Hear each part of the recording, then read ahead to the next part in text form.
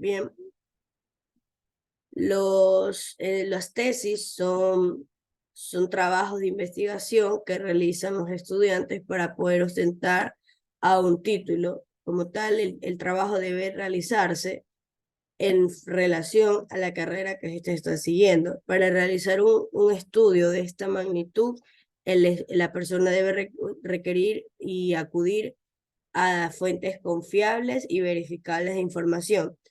Claramente que cuando se utiliza algún argumento de un autor, este debe ser citado, porque si se utiliza las palabras de un autor o la investigación de otro autor sin citar, el, el, el escritor del artículo caería en lo que se conoce como plagio. Por eso es importante que el trabajo sea referenciado debidamente de acuerdo a quien se esté citando. Además, discutiremos la importancia de los textos académicos en el avance del conocimiento y la creación de nuevas perspectivas en diferentes campos del saber. Veremos cómo los textos académicos permiten la revisión por pares, el debate, la construcción colectiva del conocimiento. Además, también aprenderemos las mejores prácticas para crear un texto académico efectivo, desde cómo seleccionar un tema relevante, formular una pregunta de investigación, recopilar y analizar los datos, presentar los resultados de manera clara y persuasiva. Hay diversas técnicas de citación, como las referencias bibliográficas, así como la importancia de la ética académica en la escritura de este tipo de textos. En resumen, descubriremos la importancia de los textos académicos y científicos y aprenderemos cómo crear textos académicos efectivos que contribuyan con el avance del conocimiento y promuevan la comprensión y el debate dentro de la comunidad académica. Bien, les voy a poner un pequeño video. Así que por favor presten atención porque luego de esto tendremos una actividad. Ustedes van a crear un escrito académico siguiendo las instrucciones que van a escuchar bien. Atención.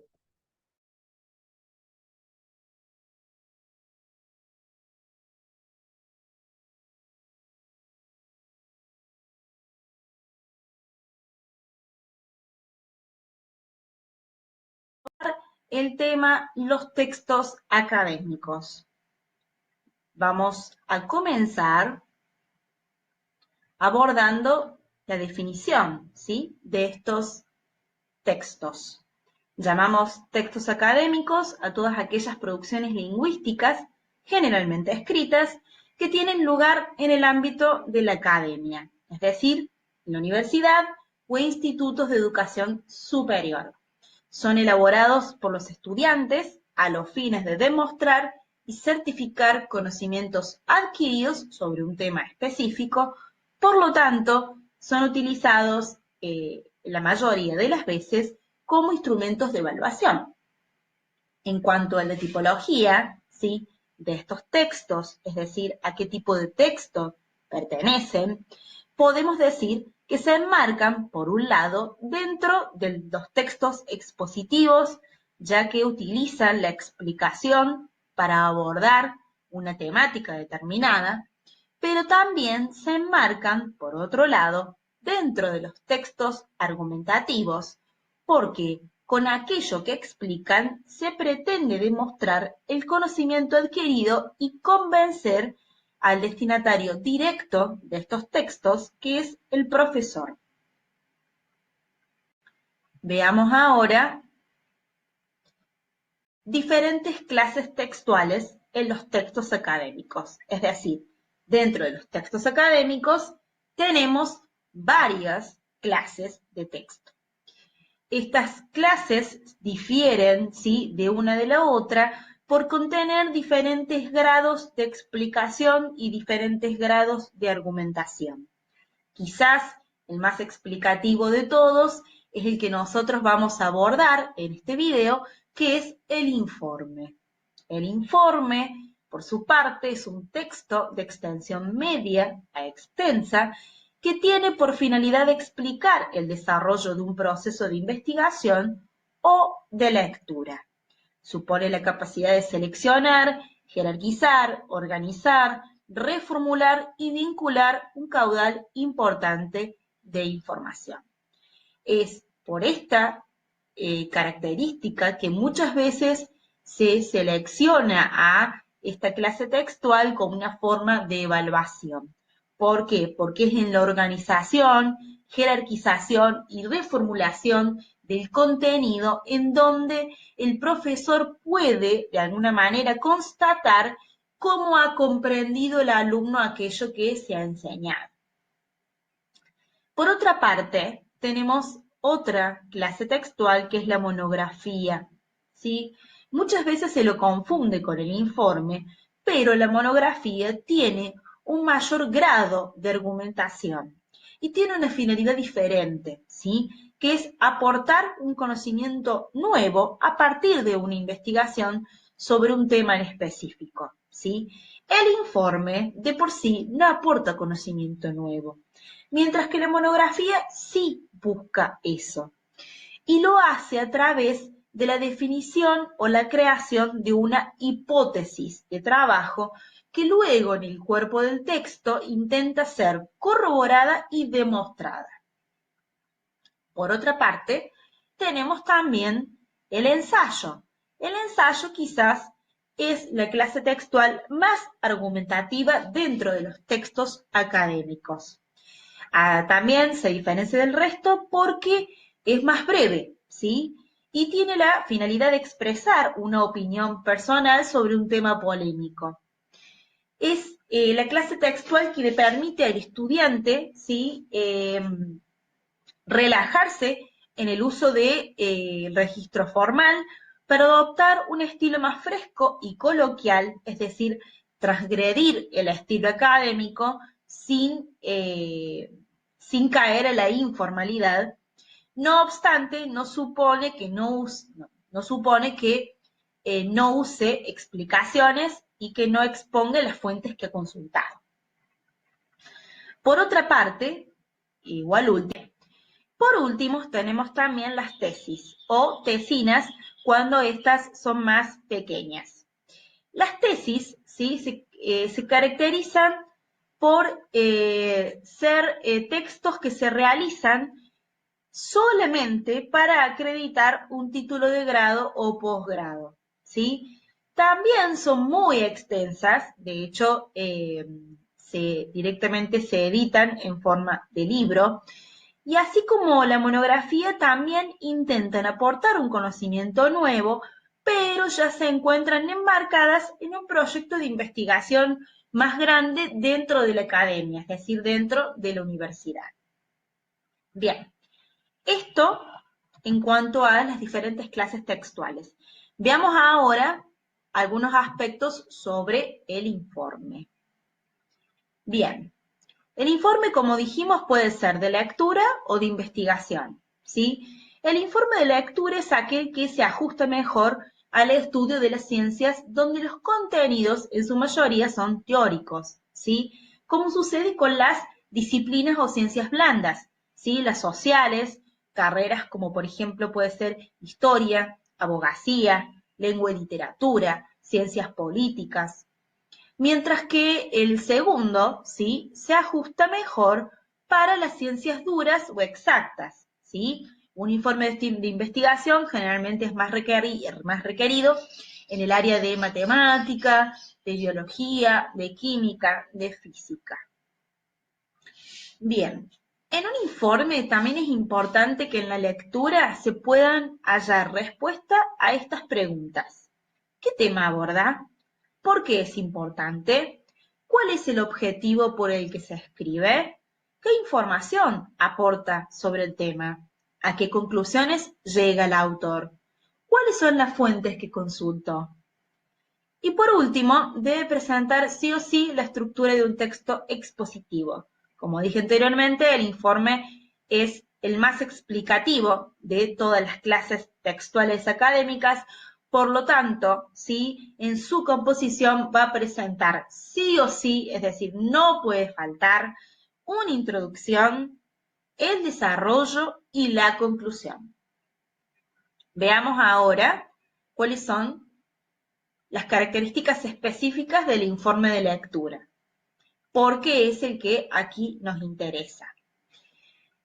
En primer lugar, dan prueba del conocimiento a partir de la consulta bibliográfica, es decir, Un informe de lectura se realiza a partir de otros textos, ¿sí? Son otros textos lo que le proporcionan la información para poder realizarse, ¿sí? Por lo tanto, van a exponer también las ideas principales de esos textos que les sirven de fuente. Y acá viene la labor del estudiante señalando las coincidencias y las diferencias entre esas fuentes consultadas. Al señalar esas coincidencias y esas diferencias y al organizar la información de una manera personal y particular, es que se ofrece una perspectiva del autor con relación a la información recopilada. A su vez, esa perspectiva también puede ser expresada verbalmente en la parte de la conclusión. Combinan procedimientos para facilitar la transmisión de la información propios de la explicación, es decir, podemos observar en un informe el uso de definiciones, ejemplos, analogías, es decir, procedimientos explicativos, y también se puede observar recursos o estrategias argumentativas como citas de autoridad, ¿sí? Establecer causas y consecuencias, entre otras, todas estrategias propias de la argumentación.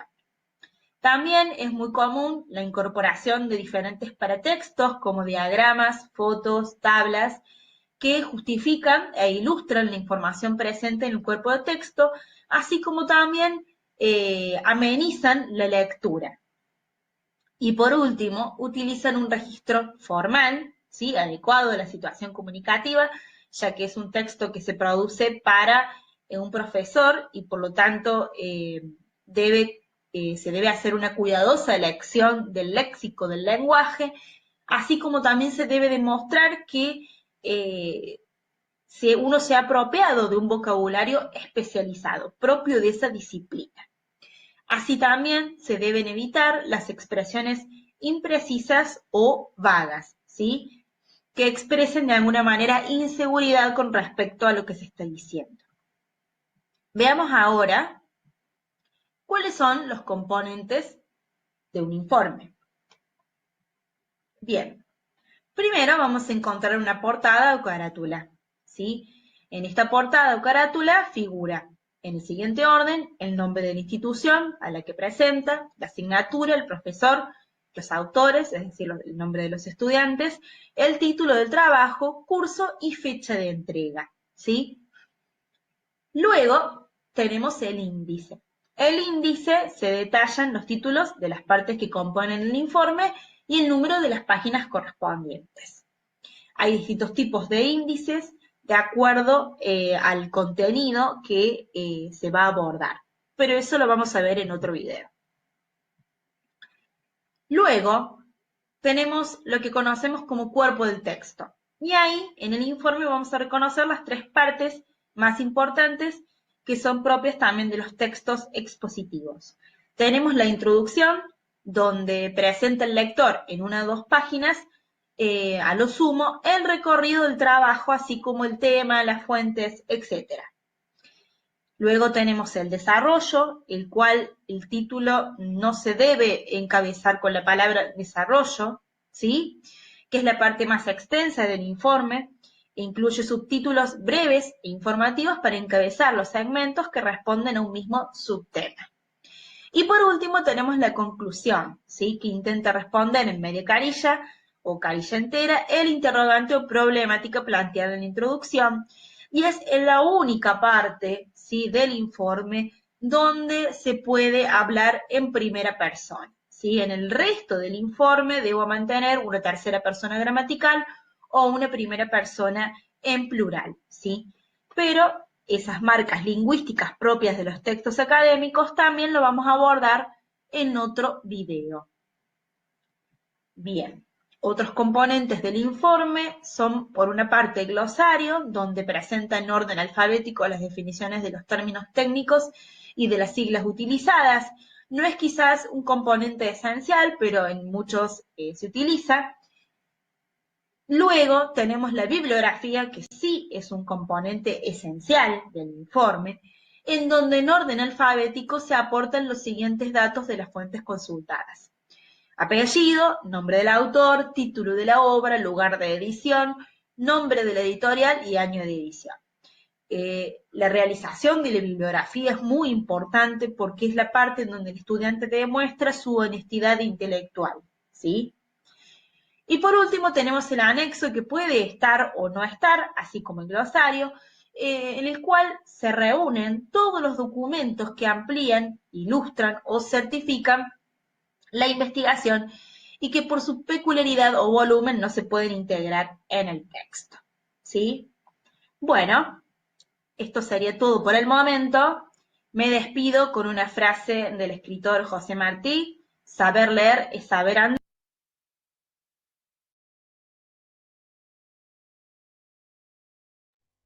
Estimados estudiantes, ahora les voy a explicar acerca de los tipos de citas, porque para nosotros poder utilizar un artículo que corresponde a otro autor es importante citar el trabajo del mismo, referenciar correctamente. Existe un formato que dirige el cómo deben ser presentados todos los artículos científicos que hoy en día se conoce como normas APA, séptima edición. Les voy a proyectar también en la pantalla eso que les acabo de mencionar. Normas APA.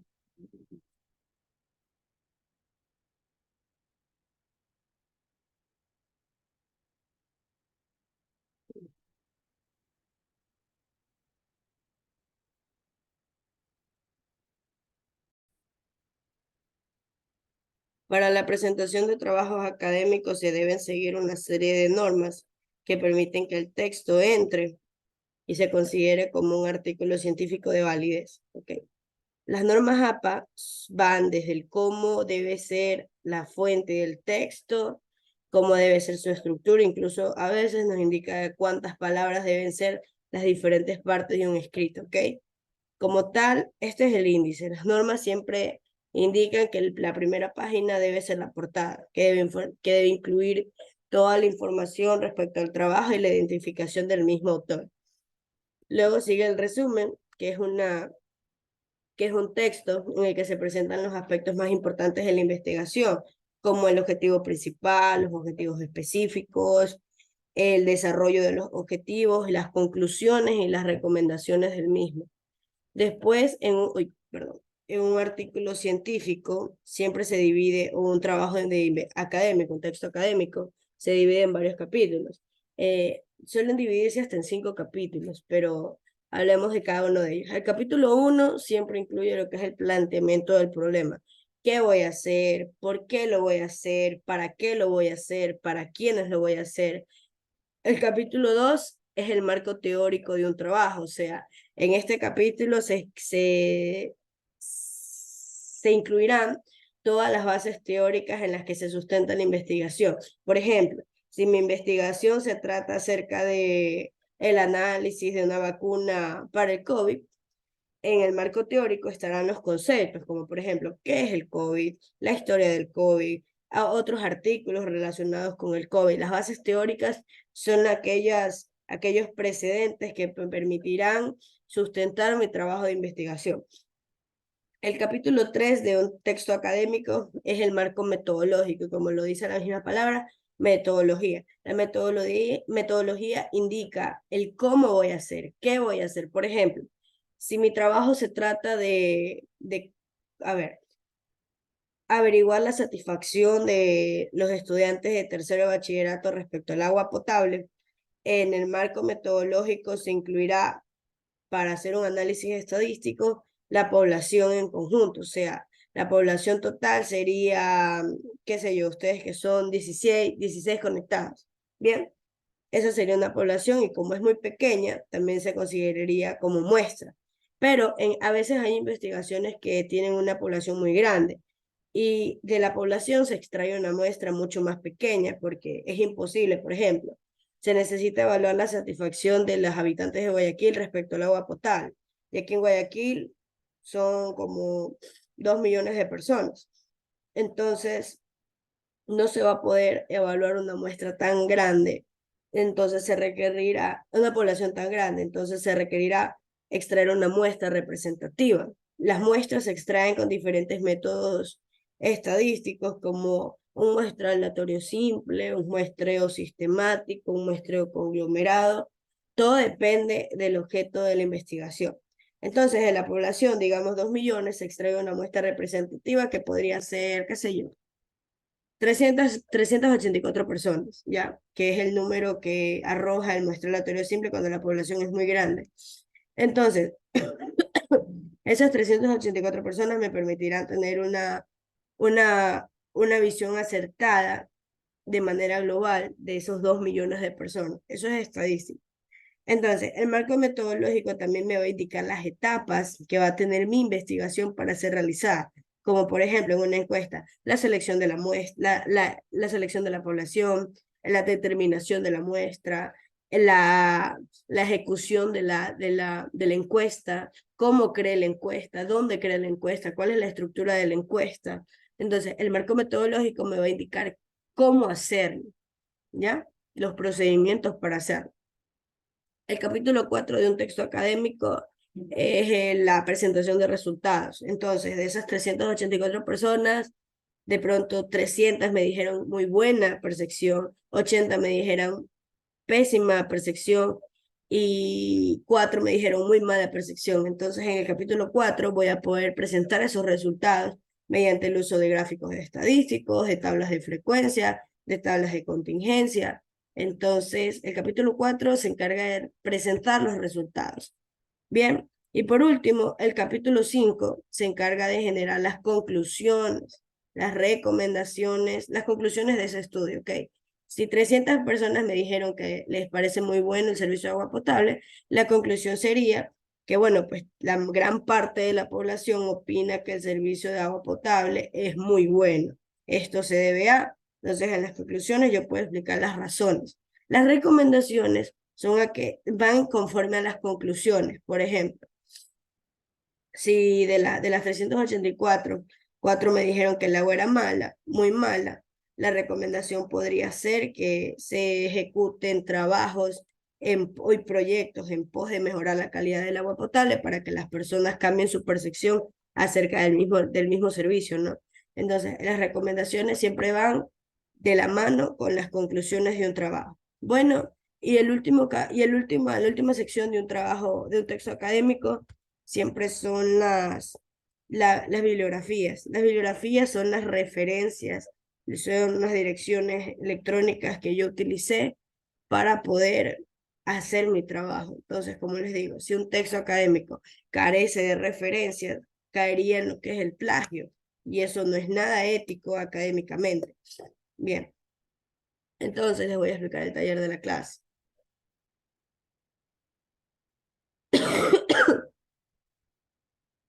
Bien, lo que ustedes van a hacer, van a abrir el documento que les voy a compartir. No es nada, no es complicado, va a ser algo muy corto. Van a seguir los pasos que se plantean aquí. Van a escoger un tema de interés social. Se me ocurre la delincuencia en Guayaquil. Van a seleccionar los argumentos más fuertes y anticipar los argumentos que puedan refutar los tuyos. O sea, ustedes van a seleccionar una serie de argumentos. La delincuencia. Los argumentos serían el por qué, ¿no? Las razones. ¿Por qué la delincuencia en Guayaquil está incrementándose cada día más? Las razones serán sus argumentos. Bien. Ok, van a planificar. ¿Cuál es el tema de este ensayo? Mi tema sería la delincuencia en la ciudad de Guayaquil. ¿Te parecen convincentes las reflexiones que contiene? Ok, ustedes van a procurar que sus argumentos sean interesantes y convincentes para el lector, en este caso para quien va a revisar el trabajo, que soy yo. ¿Qué dirías al autor si quisieras contradecir su argumento? Ok, ustedes también podrían refutar su trabajo, podrían poner de pronto la delincuencia en Guayaquil está incrementando porque de pronto no hay suficiente personal de seguridad en las calles. Entonces, un argumento que podría refutar ese contexto sería que si hay suficientes personal de seguridad, lo que no hay es leyes que favorezcan al policía. Entonces, podría ser un argumento que refute al anterior. Entonces, también ustedes van a redactar un pequeño escrito, es más decir, así como una investigación acerca del tema que van a elegir, ¿ok? Van a leer lo que han escrito y van a verificar en cada borrador si pueden mejorarlo con otro escrito. Si ustedes al leer sienten que falta algo, que pueden argumentar más, ustedes harán una corrección de ese mismo trabajo. Para hacer un trabajo académico, un texto académico, se realizan muchísimas correcciones. Nadie lo hace bien a la primera. ¿Ok? Es lo mismo que van a hacer ustedes. Van a investigar y si ustedes consideran que pueden agregar algo más interesante, lo van a hacer. ¿Ya? En sí, lo que van a hacer ustedes es un ensayo académico. Van a seleccionar un tema que a ustedes les guste, van a plantear los argumentos más importantes y también argumentos que contradigan o que se opongan a lo que ustedes están investigando, ¿sí? Esa es la tarea del día de hoy. Bien, ok. ¿Alguna pregunta?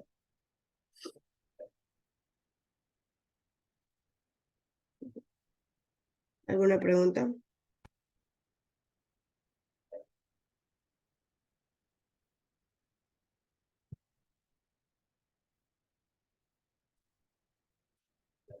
¿Estudiantes, alguna pregunta respecto al taller?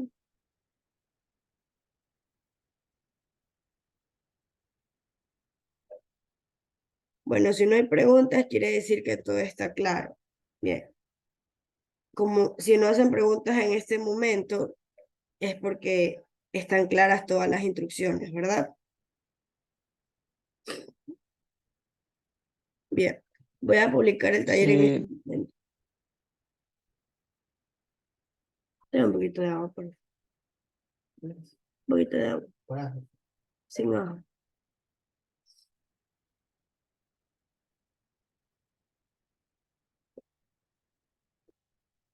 Bien, acabo de publicar el taller. Ya pueden ir y descargarlo o leer las instrucciones. Lo pueden realizar en una hojita aparte o en su cuaderno.